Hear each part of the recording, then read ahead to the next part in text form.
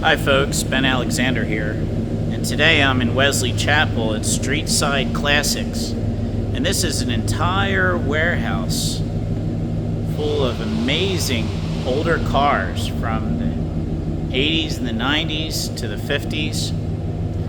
And I know that most of my channel is about EVs moving forward, but I can still appreciate a classic Corvette, or in this case, a beautiful vintage Ford truck.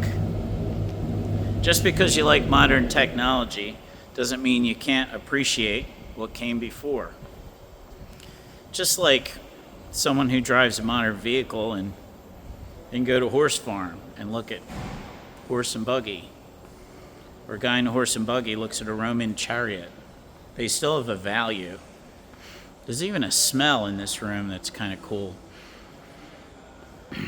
This is the era. Some of these cars, they didn't have catalytic converters. Catalytic converter didn't become a thing until the 1970s. Can you imagine driving down the road in the 50s? No pollution controls on anything. But they're cool. Look at this. Look at this Lincoln.